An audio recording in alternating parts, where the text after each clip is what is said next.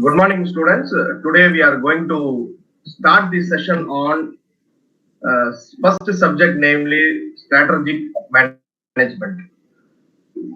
Strategic management. Before we go into the subject of strategic management, let's look at what is the definition of this strategy. Strategy is derived from the Greek word known as strategos, which means leadership, or it is from the technology or techniques we use. It first during war, countries were trying to shift their military, their people, their armed peoples, their army ships, their things from base to other base. That is from one country to another country. And sir, excuse me. was in earth of terms. Sir, excuse me, sir. Which they not. Sir, excuse me. Sir, Hierarchical from Bharathidasan. Excuse me.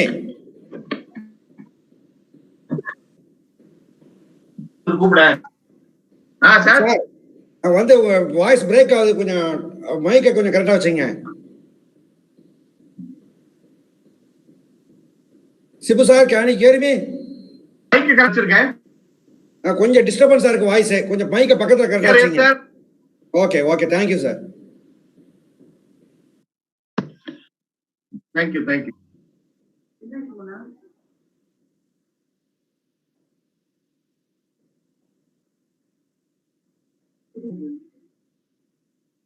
இது கட்டாகுது network, இதுல connect பண்ணி பாருங்க.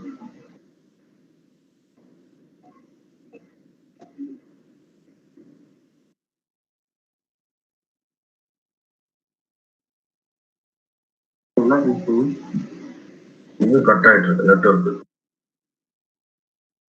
சரி, right. Now, let us look at what is the meaning of the term strategic management. Now, strategic management is a set of decisions and actions which lead to development of an effective strategy to help achieve corporate objectives. Now, the definition says what is the set of decisions. The set of decisions here that we refer to is a decision that is not taken in one, or a decision is not a single one. A decision leads to another decision, one decision leads to next decision leads to series of decisions. That is what we mean to a set of decisions.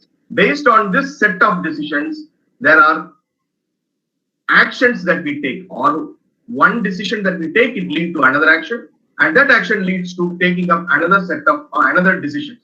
This is what we mean to say a set of decisions and actions. This process is known as a term strategic management. Okay. Now let us look at the term, or let us look at what you mean by the nature of the strategic management. The nature of strategic management consists of 11 different natures. First one is when we say management as a is consisting of several actions performed in a system and also sequential manner. As the definition I told you just now, it has several series of actions which has to be performed, and which is a systematic one, and it is also a sequential one. That is the first one. The second nature of strategic management is it is a dynamic in nature. Now, what do you mean by the term dynamic? It means it is not a static one. It changes according to the happenings in the market, or when the market responds, we bring out changes in our strategy. So that is what we mean to say it is dynamic in nature. The third one is strategic management has an external focus. Now, what do you mean by this term external focus? Now, external focus here refers to the focus is related to the organization and its external environment. Or strategic management always makes an organization to have an external focus, which means organization will always be responding and reacting to the happenings that is happening in the environment. Now, that is what we mean to say as an external focus. The fourth one is an open systems approach. The open system approach refers to this is a continuous interaction between the organization and environment. Which means what decision that an organization takes, it is having an effect in the environment. Because of this, there will be changes in the organization. That is what we need to say. And system where there is always the organization be open to the environmental. The fourth one that we have, nature strategic management is top management. No, strategic management function basically a top management where primary responsibilities with the top management is there will be strategic top management consideration will be strategic issues and not optional issues. Or what we mean to say is decision will be taken from the top management point of Sibu sir. Sibu sir. Excuse me sir. Sibu sir. Madam, so voice சுத்தமா கிளியராவே இல்லைங்க sir. ஒண்ணுமே கேட்கல. அது ஒரு மாதிரி எக்கோவா இருக்கு sir. Voice கிளியரா இல்ல நீங்க பேசுறது. வாய்ஸ்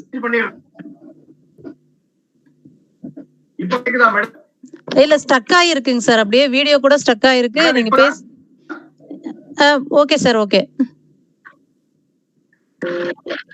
நெட்வொர்க் செக் பண்ணிக்கோங்க sir. Okay okay sir. Okay madam sir, network check பண்ணிக்கோங்க. அப்படியே madam clear. Okay sir. Okay okay okay. So the sixth nature of strategic management is it is an iterative process. We told just now iterations it is a sequence of steps which is not rigid and it can be performed in any order depending on the situation. What we mean to say is strategic management has a series of steps which is an iteration process which can be repeated any number of times and which can be repeated in any order that we want depending upon the response from the market. The seventh process is it is an holistic process or strategic management is a holistic process where strategic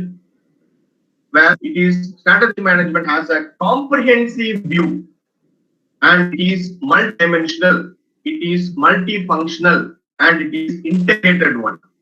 And the eighth nature of strategic management is it is a futuristic approach. The strategic management takes into consideration based on the forecast that we have, that we do, depending on the response that we get from the market. And the eighth nature of strategic management, it is a continuous, what we are here is an ongoing process. The 10th one is strategic management is an analytical one. The 11th one is it is always an evolutionary nature. So these are the 11 different types of 11 different nature of strategic management process that we have. But next topic that we're going to discuss is on the benefits of strategic management. There are 10 different benefits strategic management process to the. The first one is the financial benefit. The financial benefit for provided by the strategic management for its organization is profit and growth is strategic management. Now, the second financial sector that we have is clarity in objectives. The strategic manager always focuses attention on the organization objectives and directs action towards objectives. Now, what we mean to say is whenever objectives of the organization is clear or strategic management is set to exist in an organization, then the objectives will be very clear. Now, when the objectives are clear, employees will be able to perform well. You know what the organization is doing, where the organization is going, and what the organization expects from these employees. The third one is offsetting uncertainty. The strategic management involves forecasting the future and deciding the future course of action based on casting. Now, what we mean to say is, in order to offset uncertainty, we always follow a forecasting technique. Based on this forecasting technique, you will be able to decide the future course of action in a very broader way. The fourth benefit of strategic management is there is a minimum resistance to change. Now, what we need to say here is a minimum resistance to change is, now whenever an organization's objective is clear, as we will the point of two, whenever an organization's objective is clear, there is an increased acceptability by all stakeholders of the organization, like your employees, like your suppliers, like your customers. There will be high level of acceptability. So the resistance to change automatically comes down. The fifth one is prevention of problems. Now, when an organization follows a very good strategic management process, then we mean to say forecasting a strategic management process helps to anticipate the problems and prevent it. Now, sixth one is it leads to high employee motivation. And the seventh one is there is a competitive advantage. When an organization which is following a good strategic management and an organization which is not following a strategic management, there is a high degree of competitive advantage for organization which is not following from the organization which is following. The eighth one is resource optimization. As the term itself says, when an organization is following a strategic management process, then resource optimization will be very good. Or what we mean to say is we will be able to utilize our resource to the optimum level, not either to the maximum nor to the minimum level. The next one is strategic management leads to criteria of evaluation. You will be able to write down the process of criteria for evaluation for every process that we follow inside the organization. And the last one is strategic management always gives a public image. The public image here refers to all the stakeholders, right from your investors till your customers. So these are the 10 different benefits of strategic management. Now, next one, let us look at what do you mean by the term vision. As in your syllabus, we have the next part, first unit part, we have what do you mean by the term vision.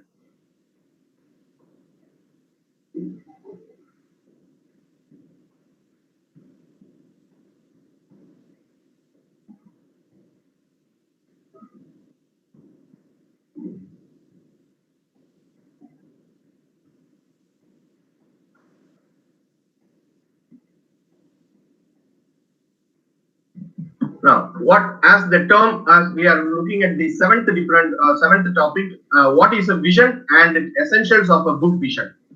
Now, what is a vision? Now, vision here refers to, it is a description of something. Now, something here refers to an organization, a business, a technology, or an activity which is for the future. So, the vision reveals organization's intentions, organization's desire, organization's expectations, and organization's expectations, and finally organization's desire. Right? Now, what we mean to say here is,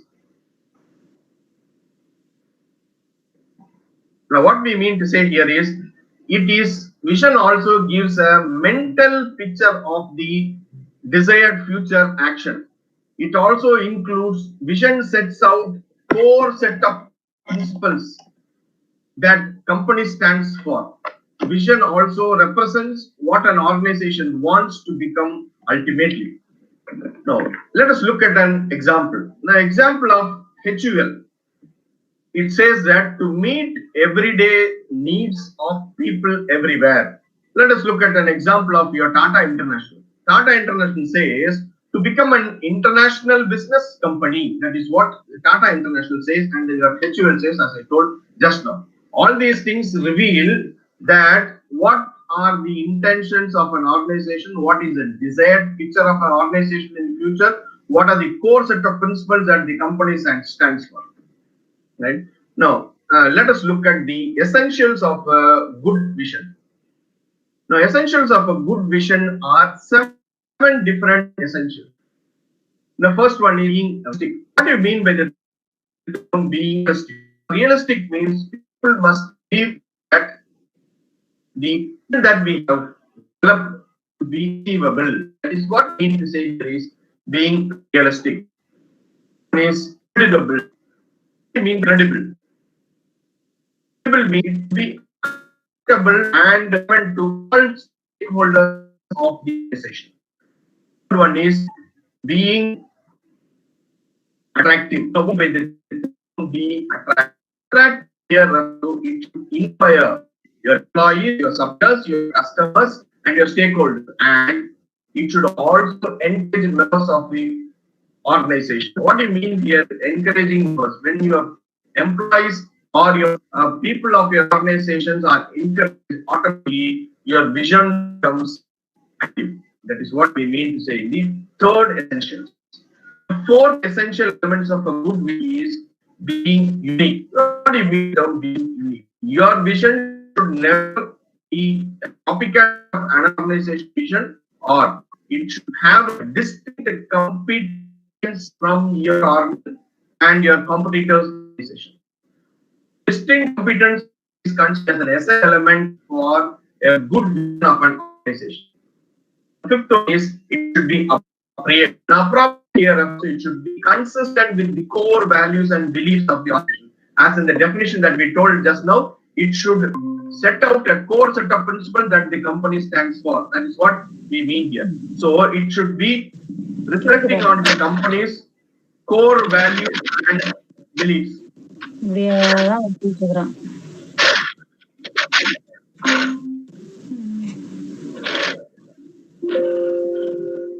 Now, next one is being appropriate.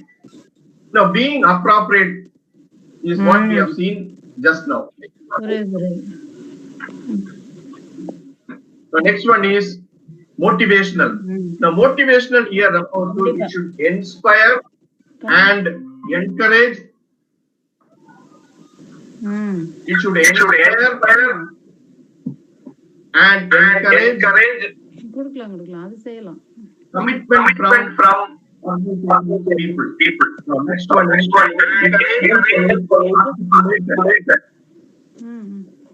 your organization's vision should be articulated, understood by both, responsible to convert it into reality. What we mean to say is articulate.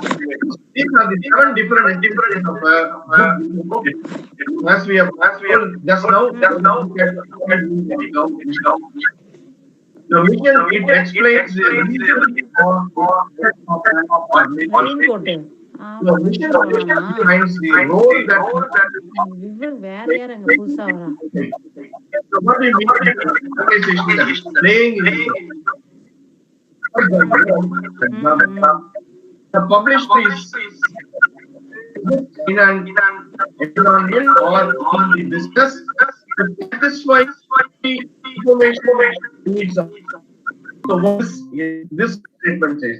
Now, mission statement also gives answer to what is our business, what will be, and what it should be. So your mission statement should be able to answer what is our business, what it will be, and what it should be. So these are the 3 different things that your mission statement will be explaining. Now, next one is what are the essential elements of a good mission?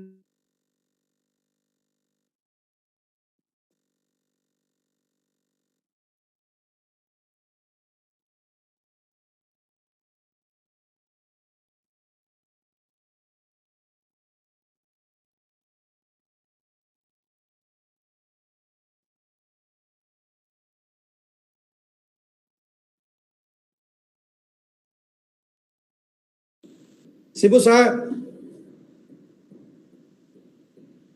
Sibu sir. What is that? அவங்க Sumathi madam வந்து mic on பண்ணிருக்காங்க, கொஞ்சம் mic of பண்ண சொல்லணும். Sumathi madam. Now, essentials of a good mission statement is here as well just now. Second one, it should be precise.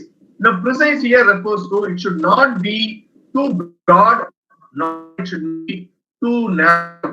So, it should reflect the organization's mission in neither in a narrow manner nor broad. Third, should be feasible. What do you mean? The statement refers to be a realistic one, to also achievable by all stakeholders of the organization. Fourth one is it should be inspiring. Now, what I mean, it should be motivating to all stakeholders, being the persons inside the organization or being the persons outside the organization. Now, fifth one, essentials of a good mission statement is it should focus on customer, rather than the product. Now, what does this mean? Focusing on the customer rather than the product. Now, a mission statement should focus on the needs and wants of a customer rather than the product itself. So, when you develop a mission statement, you should see into that your mission statement should focus on needs and wants of a customer, but not the product itself. Right? Sixth, the last essential feature of a mission should be your mission should create a distinct image of organization. Right? These are the 6 different essence of a good mission statement. The next topic is hierarchies of levels of management and hierarchical levels of strategy that we have. Now, in strategic management, what we have is we have different levels of management. You have different strategies to be followed. You have different strategy to fit into these levels. Right? So, inside an organization, we have 3 different levels. You have a top level, you have a middle level, you have a lower level. For these different levels, you have different levels of strategy to be operated. Now, in top level, or we call it as a corporate office. In this corporate office or in this top level management, there is a corporate level strategy. Now, in the middle level, you have SBUs. So SBUs here refer to strategic business units, which is considered to be as a separate entity from another SBU unit. So, in your middle level, you have different SBUs. For example, SBU1, SBU2, and SBU3. And in the lower level, in this SBU level, you have business level strategies to be followed. Now, we come to the next level known as the lower level, or we call it as an operational management. Under this operational management, what we have is, for each SBUs, you have finance, marketing, HR, and finance. For example, for SBU1, or you have for SBU1 like finance, marketing, finance 1, marketing 1, HR 1, your production 1. Similarly, for SBU2, you have finance 2, marketing 2, HR 2, and your production 2. And these levels of your strategy are considered to be as functional level strategy. So, to sum up what it is, top level management has a corporate office, and strategies that is being operated at the top level is corporate level strategies. And middle level, you have middle strategy as a business level strategies, which is operating at strategic business units. At lower level, you have operational level management, which is call it a strategy, operate marketing, finance, production. Let us mean different strategies. What do you mean? Business and what levels are all overall kind of which include office of acquisition resource and what of level. One is business level standard. What do you mean?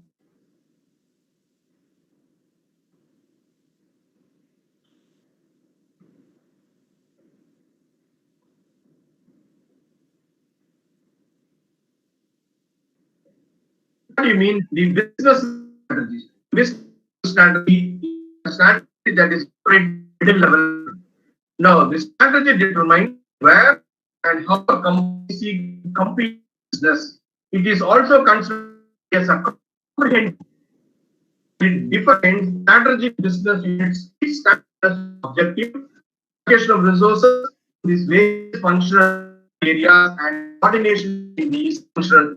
Third levels of strategy, as we told, which is operating, is called as an operating level management, and it is a strategies that they operate. It's a functional level strategies. Functional strategies, they provide an objective function, allocation of resources among different activities. So this is how the levels of and set to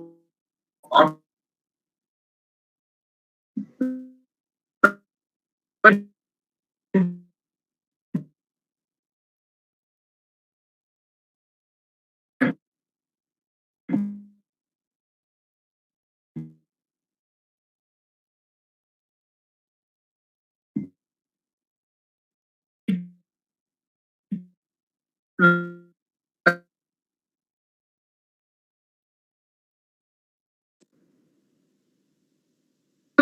to decide object organization, formulating strategy to achieve enough resources to execute these.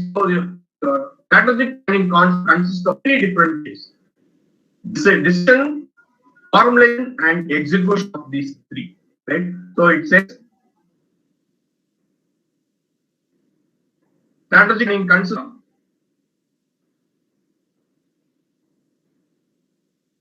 of strategic planning consists of decision, formulation, execution of strategies. Right. Now, strategic planning also answers the following questions: where are we now? Where do you wish to reach? And when do you wish to reach? And how we get from to there? So these are three important questions that your strategic planning answers. I repeat again: where are we now? Where we wish to reach? And when do you try to reach there? And how do we go about to reach there from here? So these are the three different questions your strategic planning answers. The next topic is, what is the process of strategic planning? The process of strategic planning consists of 5 different steps.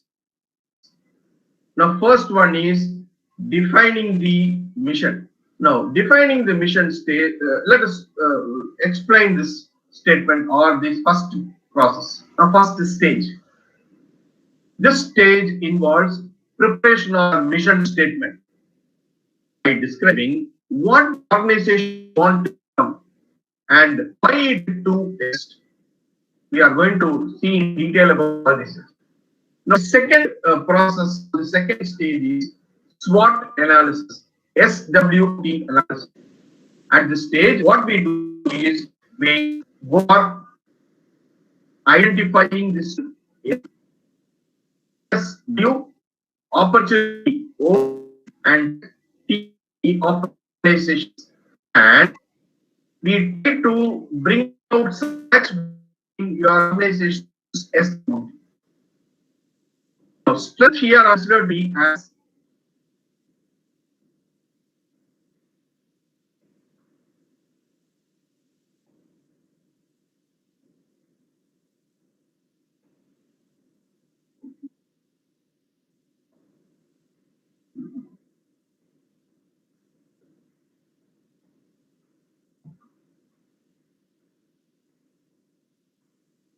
now strength here are considered to be as inherent capabilities. Weakness are inherent incapabilities. The strength and weakness can be identified by analyzing your organization's or your company's internal environment. Now, O and T, the next part is O and T, which is referred as opportunities and threats. Opportunities are favorable trends in the environment. Threats are unfavorable threats in the environment. Now, O and T are identified by analyzing the external environment of the organization. So, to sum up, what we do in this stage 2 is we identify and we analyze the organization's internal environment and organization's external environment. That is stage 2. Stage 3 is identifying strategic alternatives. Now, in this phase, what we do is we identify the alternative strategies that are available to exploit your opportunities and overcome threats are identified at this stage. So there are various strategic alternatives that we do. This is about step 3. The fourth step is choice of strategy. Now, choice of strategy here and under step 3, we have identified various strategic alternatives. So we have list of strategic alternatives that can be implemented in your organization now. And the step 4, out of various strategic alternatives that we have devised, we go for choice of a strategy or we go for choosing a best strategy. Now, choosing a best strategies out of various list of strategies that we have developed are by evaluation and comparison in terms of cost, in terms of degree of risk that the organization has to take. the best alternative is taken based on the cost and risk, and the most appropriate one that an organization feels based on the resources that it have is selected by the organization for implementation and future actions. So that is about step 4 or stage 4. Now stage 5 is implementation and follow-up. Now what do you mean by the term implementation and follow-up? Now in this stage we have selected an appropriate strategy and it is executed. Now what does it mean? It involves developing action plan, allocating resources, and finally execution or executing the action plan So what it means is we develop an action plan, we allocate resources, and we execute an action plan. So these are the 3 important steps that we follow in this stage. Now next one is what is the process. Next topic that we are going to do is what is the process and model of strategic management. The process and model of strategic management consists of 4 different. Now, what are the 4 different steps that we have? The model of strategic management has 4 different steps. First one is establishing strategic intent, step 1. Second step, formulating strategies. Third step, implementing strategies. Fourth one, evaluating and controlling strategies. For all these, there is a feedback. So these are the 4 major stages of strategic management process. In this subject, we are going to take or study in detail about these 4 different steps. Right? So the first step that we are going to see just after this discussion is establishing strategic intent. Step 1. What does establishing strategic intent mean? The establishing strategic intent also has another name called hierarchy of intentions. I repeat, it is hierarchy of intentions. So we say in hierarchy of intentions, it has 3 levels.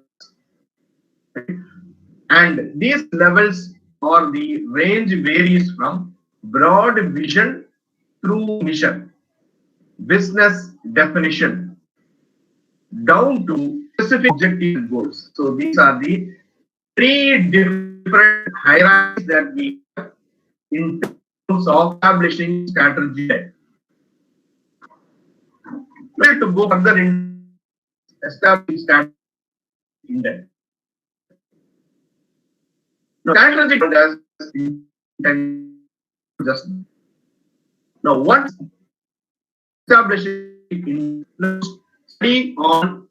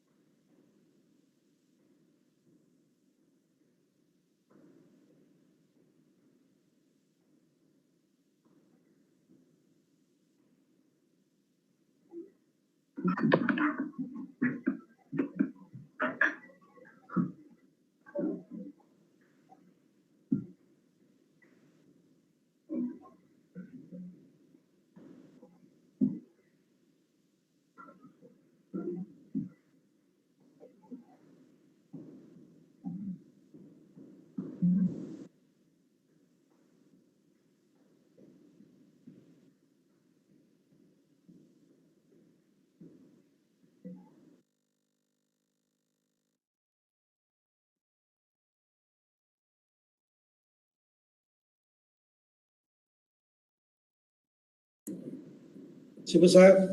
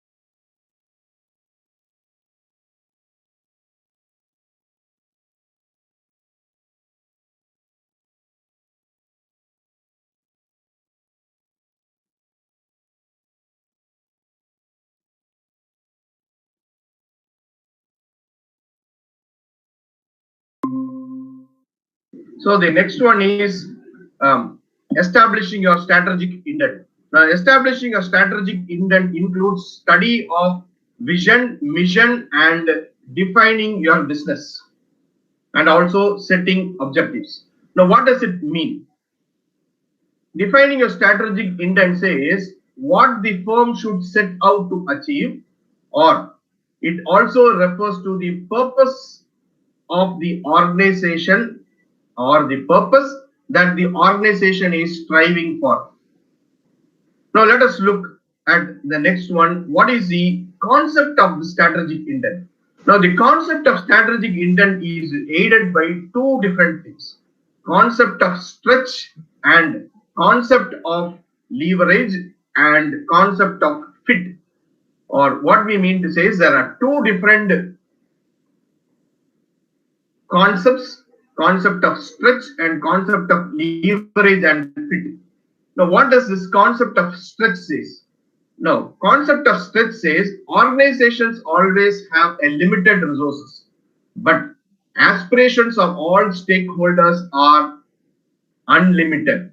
So at one side we have a resource which is limited and aspirations of various stakeholders which are unlimited.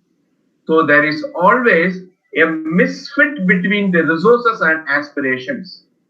So whenever there is a misfit, there comes a leverage point, or there comes a leverage where it tries to correct this misfit. Now leverage, concept of leverage says it refers to positioning the firm by matching the organization's resources to its environment. I repeat again, the leverage refers to positioning of your organization. How does it position your organization? Is by matching the organization's resources to its environment. Now this is known as a concept of leverage. Now whenever there is a point of matching, we mean to say there comes a strategic fit.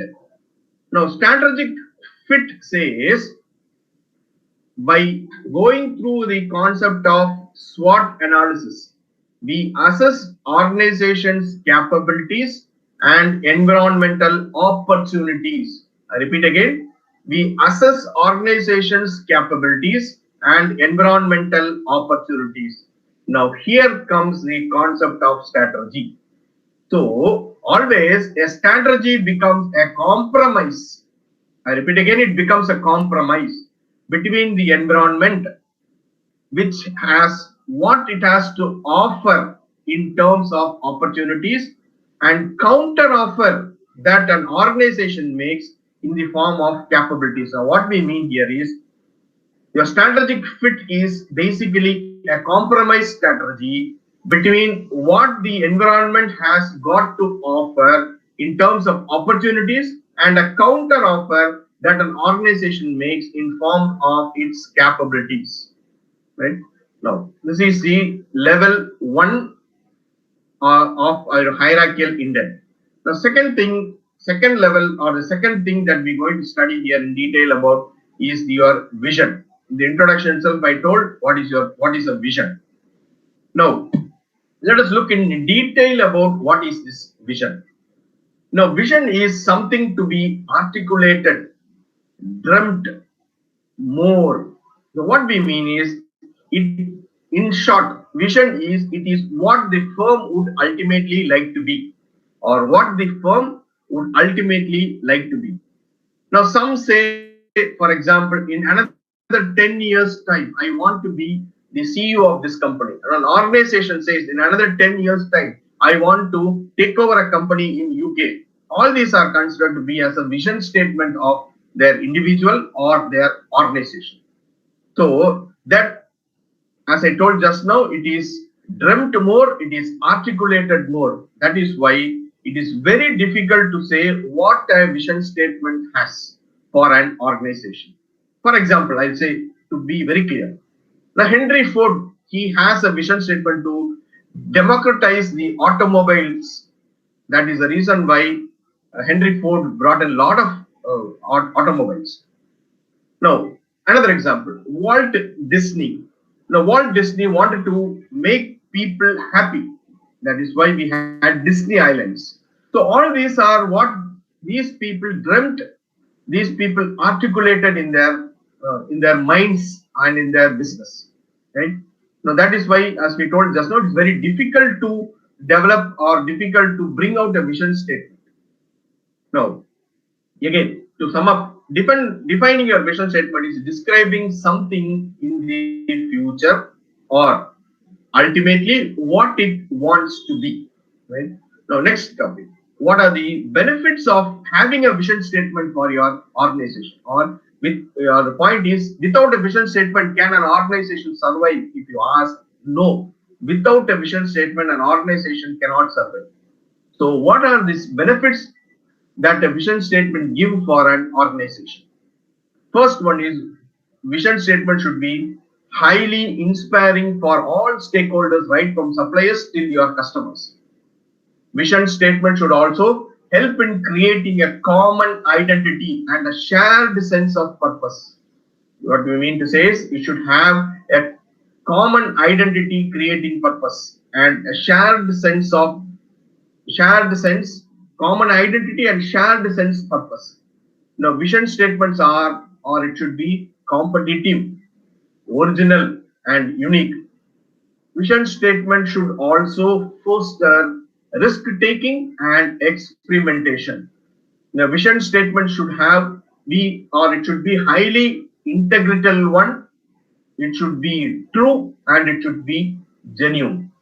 So these are the benefits of having a vision statement for your organization. The next one is, what is the process of envisioning? Now, what does this envisioning mean to say here is? Now, what makes or how do you develop this vision statement for your organization? That is what we mean to say as envisioning. The envisioning is considered to be, it is a very difficult one for developing your vision statement. It is considered to be as a well-conceived vision. That is what we mean to say as envisioning or creating this vision.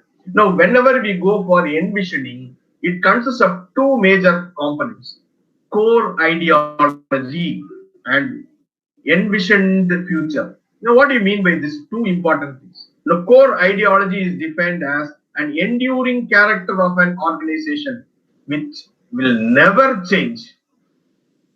Now, the core ideology depends on the organization's core value and core purpose.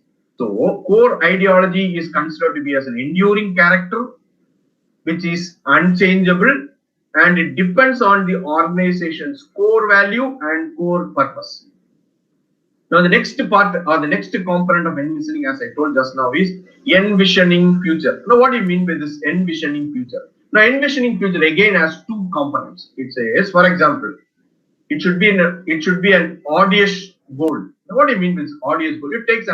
It takes 10 to 30 years to reach that particular. That is what we mean to say as an audacious goal.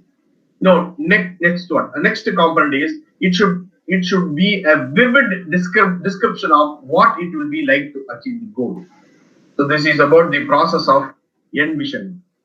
So the next one, as I told just now, is about in your strategic intent is mission statement. Now, mission is what an organization is and why it is existing in the society, or what an organization is and why it is existing. Now, next one. This is about a short term or short line about the mission statement. Next one is how or understanding this mission statement. Now, understanding the mission statement is what we are going to see just now. Now, organization usually tries to relate their existence to satisfying a particular needs of your society, or organization relates itself in existence to satisfy the needs of the society. The mission is a statement which defines the role that an organization plays in the society. For example, let us take an example of a book publishing company. A book publisher and a magazine editor. We will compare these two type of business and their mission statement. Now, these two companies, for example, a business publisher, a book publisher, and next one is a magazine editor. Now, these two persons are engaged in satisfying and information needs of the society. There are two things are very common, but a book publisher's main aim is at producing an excellent reading material, but a magazine editor strives to present a news to its readers in a very balanced manner. And here comes the difference. The first one that we told just now is satisfying the information needs of society can be a common one. But when we say a mission statement, these two types of business are entirely different. One is producing an excellent reading material. The another person is producing, or another person's job is to give an information, give news to the society in a very balanced manner. So both these two have an identical mission, but they have a different set of objectives. The mission statements are more or less same, like information needs of the society, satisfying information needs of society is same, but what they are going to achieve is entirely different. That is what we mean to say. Their mission statements are identical, but they have different set of objectives. Now, next one. How are these mission statements formulated? Now, many organizations derive their mission statements from their particular set of tasks that are performed based on national, international, global priorities. For example, let us look at India itself. India has a lot of PSUs which was developed in the year of 1950s with the vision of the first Prime Minister who had the aim of building a self-reliant India. Now that is the first mission statement in terms of, that is the first way of developing a mission statement for PSUs. The next one, in terms of entrepreneur. Usually entrepreneurs formulate their mission statement based on the vision that an entrepreneur decides, keeping in mind the critical stages of their organization's growth. The third one, starters usually formulate their mission statement by going through series of discussions. Now, next person. Chief executives play a role in developing the mission statement, which can be formally and informal. So what the chief executives of the organization does is they go for a formal and informal way by setting up an executive committee which goes in for a formal discussion and decide and develop a corporate philosophy. Let us look at how a consultants develop a mission statement. The consultants develop a mission statement which go into an in-depth analysis of the organization, and based on that they suggest a mission statement. So developing a mission statement at various levels by different people varies. As I told just now, for PSUs, it was from the first Prime Minister who had a mission statement to have a self-reliant India. Now, second one is in terms of the mission statement for an entrepreneur. So entrepreneurs develop a mission statement keeping in mind what are their stages of organization's growth. Now, strategists formulate the mission statement by going through series of discussions. Chief executives develop their mission statement by going through a major role by going through a formal and informal formation of executive committees, which discuss and decide based on and thereby develop a corporate philosophy for your organization. And finally, the consultants. Consultants go for an in-depth analysis for an organization to develop their organization's mission statement. So this is how organizations go through developing their mission statement. The next one is, what are the characteristics of this mission statement? That is the next topic. What are the characteristics of this mission statement? The first characteristic of your mission statement is it should be feasible. Now, what does this term feasible refer to? It says it is high but not an impossible one, realistic and achievable one. For example, in the year of 1960s, NASA had a mission statement to land in Mars. As I told in the definition itself, it is a self-explanatory one. Now, second one. The second important characteristics of mission statement is it should be precise. What does it mean? It should be precise here refers to it should not be too narrow nor too broad. For example, I am in the business of manufacturing bicycles, which means it is very narrow, while mobility business, which is very broad. So when we say I am in the business of manufacturing manufacturing bicycles, your mission statement is narrow. When I say I am in the business of mobility, my mission statement is very broad. So it should not be neither narrow nor too broad. The third mission statement is it should be clear. What does it mean clear? For example, your mission statement of your Asian Paint, leadership through excellence. It is very clear. Now another example of academic staff colleges. Now, academic staff college mission statement is their college for practicing managers. Mission statement is very clear. Right? The third one or the fourth characteristic of mission statement, it should be motivating. Now what is it said about motivating? Now motivating says it should be motivating for all stakeholders, right from, as I told earlier, right from your organization's suppliers to your customers. Right? And fifth one is it should be distinctive. The mission statement should be distinct from one organization to another. Now, your next one is it should indicate of major components of your strategy. The mission statement should indicate major components of your strategy. And next one is it should indicate how your objectives are to be accomplished. So these are the 7 different mission statements that an organization's characteristics of that is an organization's mission characteristics should be there. The next one, in your strategic intent, the next one is we have in terms of business definition. Now, what does it mean about business definition? Now, according to Abel, business definition can be defined along a tri-dimensional triangle. Now, what do you mean by this business definition in terms of tri-dimensional triangle? So when we say tri-dimensional, you have 3 angles at these 3 ends of a triangle. One side or one angle refers to a customer group. Another angle refers to customer function.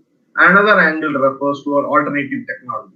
So business definition can be explained by linking all these things. What is your customer group, or who is your customer group? What is their customer function? What is the technology that we use?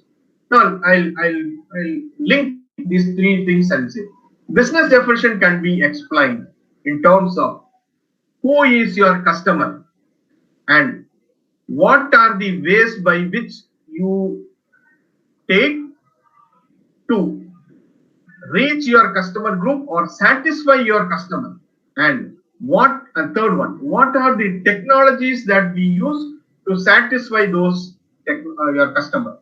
So your business definition says who is your customer, what is the function that you are going to take to satisfy your customer, and what is the technology or how you are going to reach your customer or satisfy your customer. If you are able to get answer for who, what and how, that is defining your business. So let us look at one by one what is this customer group. Now customer group includes, for example, let me take an example of a watch manufacturing company. Customer group includes an individual or an industrial users. Individual is as an customer.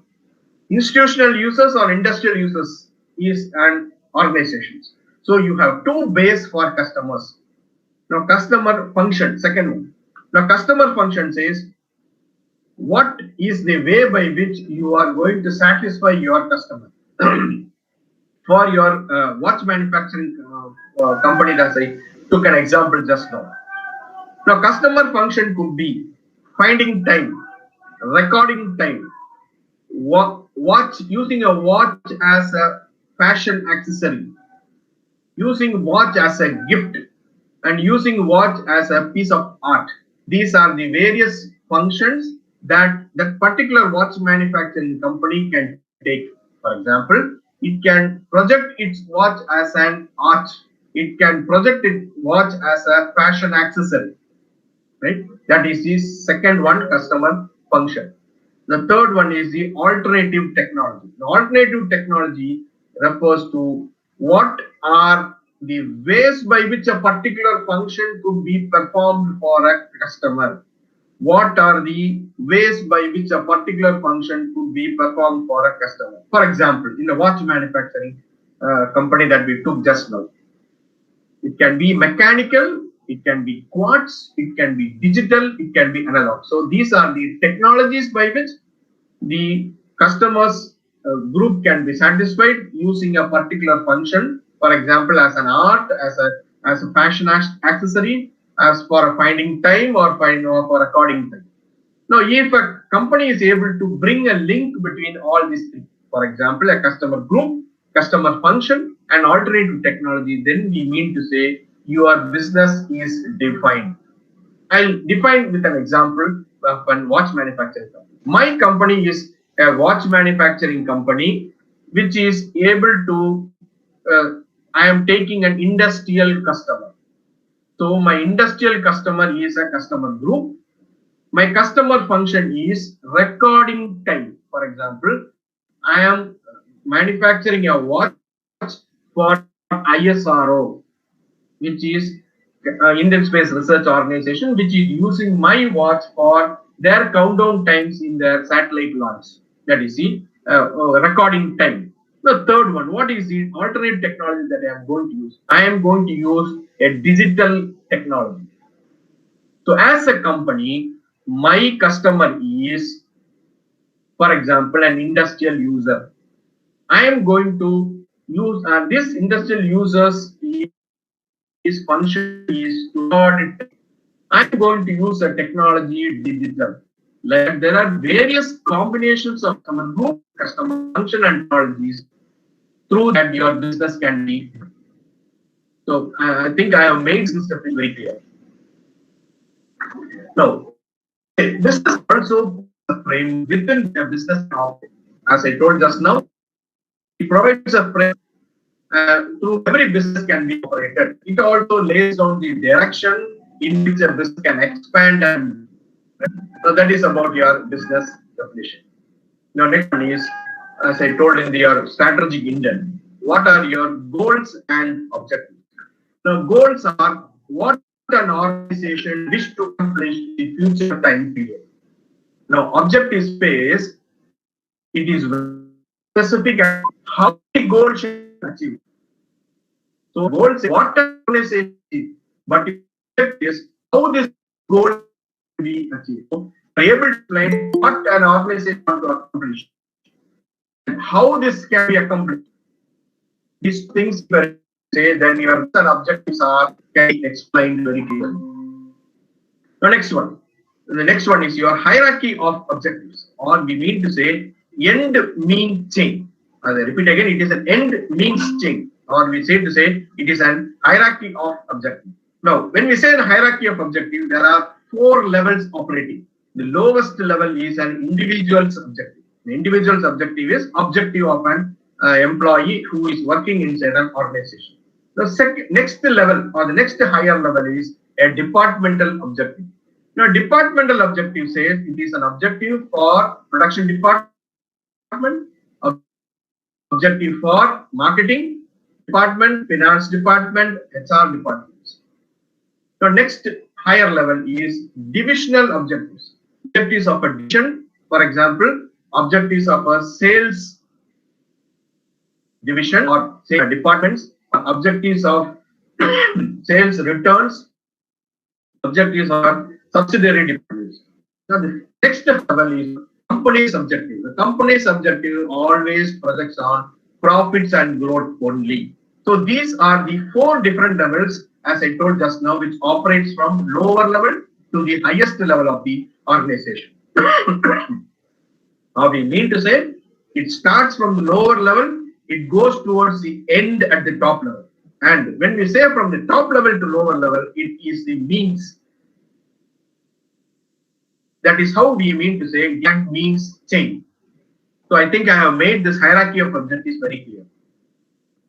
The next one, what is the role of an objective or an organization? Now, first role of an objective is it defines the relationship that is existing in the organization. For example, how is the relationship that we have with the marketing department and with the finance department? For example, how is the relationship that is existing in the finance department, marketing department, and the production department? For example, marketing department gives a feedback from the market that this packaging has to be changed. Now, this goes to the production department. Production department gives a feedback by saying that this can be changed with this cost. And this cost workouts to the finance department. And for that particular packaging, these three departments are said to be in relationship. That is the first role of an objective. That is what we mean. That is what we explained in the first one. Now, second one. Second role is it helps in operationalization roles and visions, or it helps in operating your organization's vision and mission. As I told just now, when your vision and mission are brought down to the organization, we mean to say it is being operated inside the organization. Now, third one is it provides a base for decision making. Now, objectives are the primary areas, primary function or primary thing for decision making inside an organization. Fourth one, it motivates people right from your supplier till your customer, all stakeholders. It helps in motivating, and it facilitates decentralization. That's an important thing, and it helps in decentralizing decision making inside an organization. So these are the 5 different roles of an objective inside an organization. Now the next one. What are the various factors affecting this objectives? As I told just now, objectives are roles are there, and when these objectives are framed inside the organization, what are the factors influencing or affecting this objective setting? See, there are 5 different factors affecting or this your different that we say.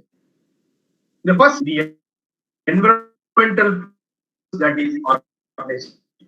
Fourth, organization's environment of shareholders, employees, customers, suppliers, government, and society. All these are said to be as the forces of environment. Now, the second factor affecting organizational objective is organizational resources. Always, organizational resources are very limited.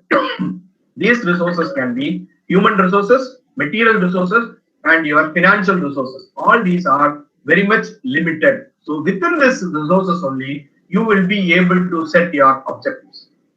The third one is internal power relationship. Wherever an organization exists, there exists power. Wherever an power exists, there exist relationships. So within an organization, there is an internal power relationship existing.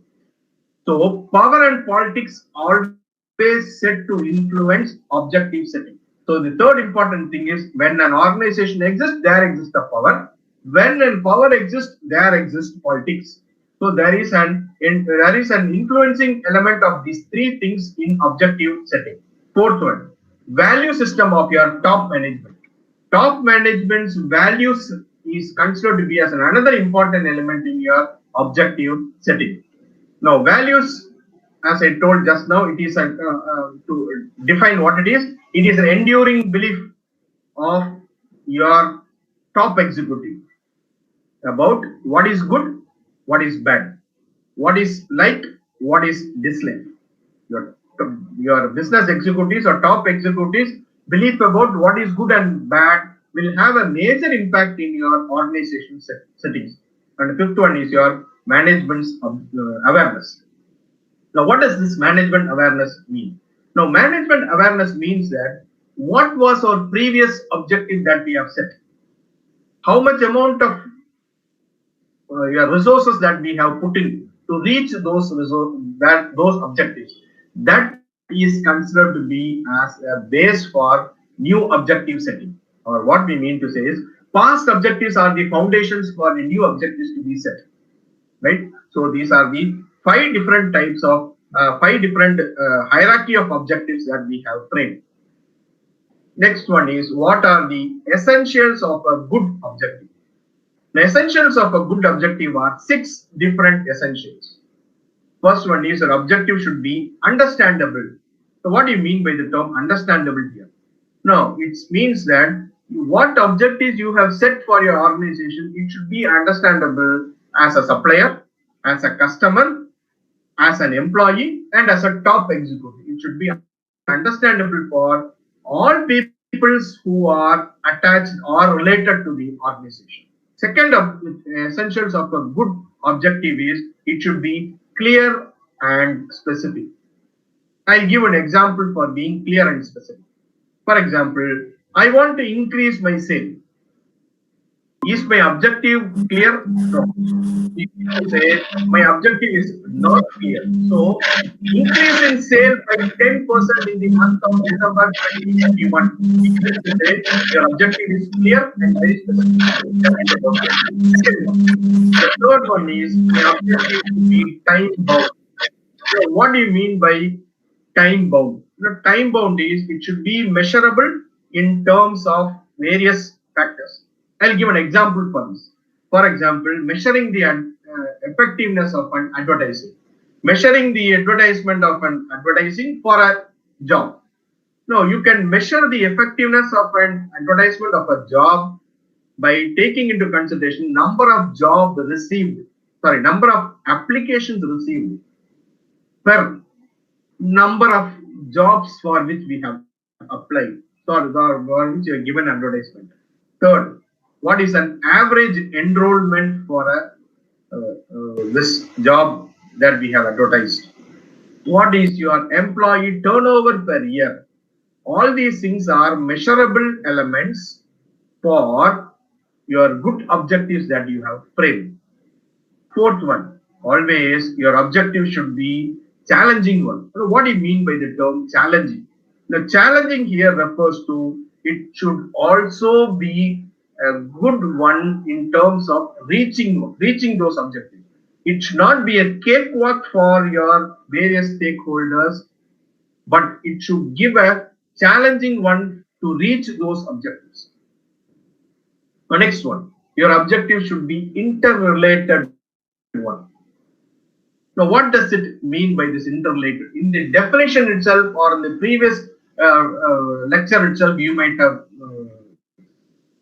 seen, strategies is related with the organization's internal and your organization's external. So your strategies or your objectives, it should be always interrelated one. Now, what do you mean by this interrelated one? It should be related between organizations, it should be related between departments, it should be related between different stakeholders.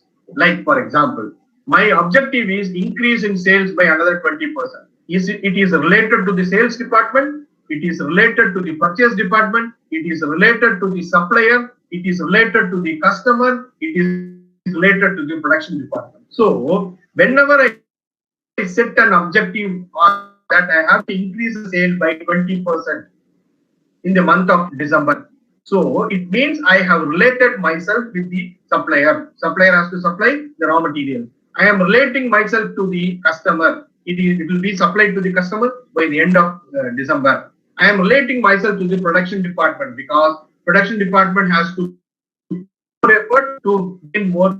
I am relating myself to the marketing department. So what say, it is highly related to one another. So these are the 5 different essential elements of a good objective. So in your strategic management process, what we have seen is the first step, developing strategic intent. I think I have made that point clear. Now the second one, the second thing that we have is, when we develop the strategic intent, we mean to say we have touched on top level management, we have touched on middle level management, we have touched on lower level management. Now the second element that we have in terms of objective is changes in objective. Whenever we bring changes in the objective, we mean to say there is change in the aspirational level of an objective. Second thing, there is change in the environmental factors. There is pressure from stakeholders. There is change in the organization's life cycle. Now, what we mean to say here is, when we bring changes in the objectives, it is because of changes in the aspirational level of various stakeholders, changes in the environment, pressures from the stakeholders, and finally, changes in the organizational life cycle. Right? And the second part of your strategic management process is, as I told just now, we have strategic management process at 4 levels, or 4 steps of strategic management process are there. These 4 steps of strategic management process are developing your strategic intent. The second one is you are formulating your strategies. So what we are going to do now is we are going to step 2, which means to say we are formulating your strategies. The formulation of strategic management says we are analyzing. See, in the formulation of strategies, we go through 4 different steps. The 4 different steps are analysis of external environment, analysis of internal environment, identification of strategic alternatives, strategic analysis, and choice of strategy. These are the 4 important things that we do in terms of formulation of strategies. As I told, you analyze your external environment, you analyze your internal environment to identify your SWOT, strength, weakness, opportunities, and threat. We go through, or we identify using your internal and external analysis. After that, we go for identification of your various strategic alternatives. So based on your SWOT analysis, you list down various strategies that we have. Using your resources that we have, we select the best alternative based on the limitations of your organization. This best strategy and your strategic analysis can usually be carried out. So this is how we go through the step 2 as formulation of strategies.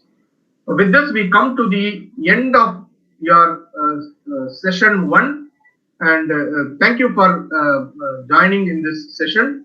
We again meet for next session of your CDE class by starting with formulation of strategies, or step 2 of strategy management. Thank you.